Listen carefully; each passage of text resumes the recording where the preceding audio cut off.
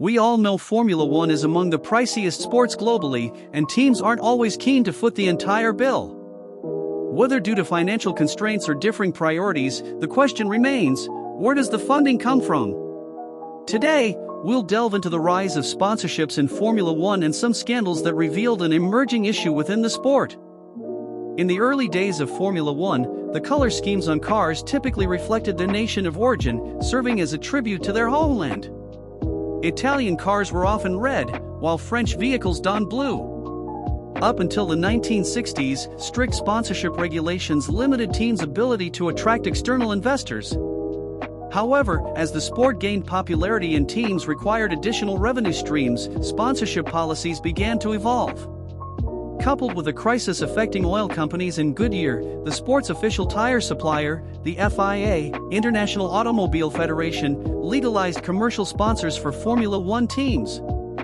This shift introduced a critical source of revenue, enabling teams to channel funds into innovation, development, and performance enhancements.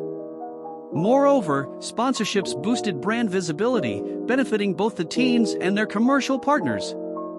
The pivotal moment occurred during the 1968 Monaco GP when Team Lotus unveiled the first sponsored livery on a Formula One car. Its striking red and white design with gold accents amazed spectators and broke away from the minimalist tradition. The sponsor?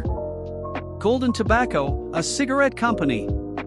It didn't take long for other teams to follow suit, leading to cigarette brands dominating the sponsorship landscape throughout the 1970s and 1980s.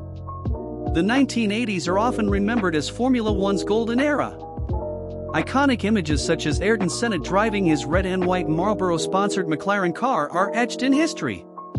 Another example is a young driver celebrating his first win on August 30, 1992, clad in a yellow suit that unmistakably linked to the tobacco sponsor backing Benetton.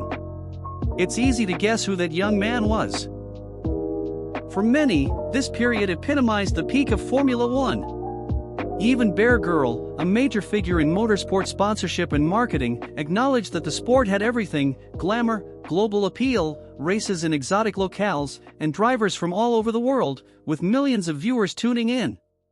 The cigarette brands were simply there to advertise their products.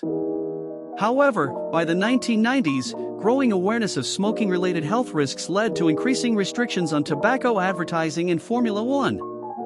The once glittering partnership began to crumble. Teams and sponsors got creative to sidestep the bans. For instance, British American Racing, BAR, Honda's partner, adopted a split livery representing two cigarette brands, Lucky Strike and 555, without explicitly displaying their logos.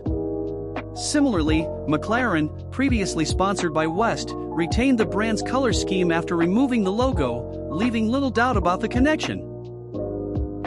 Eventually, tobacco advertising faced global restrictions, though some countries permitted exceptions to avoid losing lucrative races.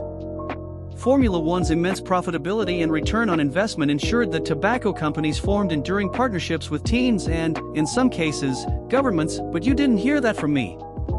In 2001, the World Health Organization, WHO, joined forces with the FIA to eliminate tobacco sponsorships altogether.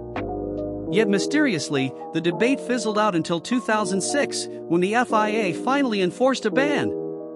As expected, some teams found ways to work around the rules, such as Ferrari's infamous barcode design, which allegedly morphed into the Marlboro logo at high speeds. After much controversy, Ferrari removed the design but denied any wrongdoing. In 2018, Ferrari again drew attention with an enigmatic sponsor called Mission Winnow, later revealed to be linked to Philip Morris International, Marlboro's parent company. Mission Winnow raised eyebrows, as it lacked a tangible product or service within the sport, prompting questions about its legality and true motives.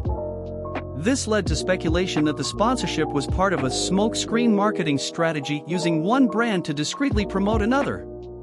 Such tactics often invite controversy, but for a company profiting from an industry notorious for health risks, bad publicity might be irrelevant. Another infamous case involved Rich Energy, an energy drink brand that partnered with the Haas F1 team. Despite being a newcomer, Rich Energy promised significant investment. However, skepticism arose about the brand's legitimacy when financial discrepancies surfaced, including reports of only £581 in its account.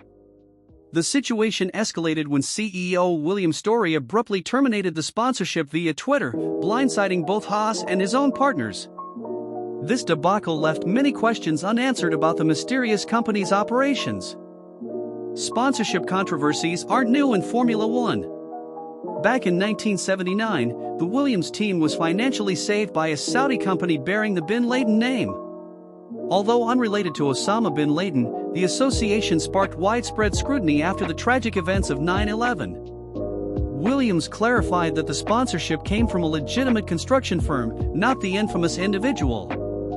These stories underscore how Formula One's wealth and prestige attract both legitimate investors and questionable figures. The lack of strict oversight allows companies to funnel massive sums into teams under the guise of sponsorship, sometimes for less than noble purposes. One striking example is Jean-Pierre Van Rossum's Moneytron scheme in the late 1980s. This fraudulent investment model funded the Onyx Formula One team until Van Rossum's arrest led to its collapse in 1991. The incident highlights how ethical lapses can harm the sport's integrity. Now, I'd love to hear your thoughts. What's your take on Formula One sponsorships?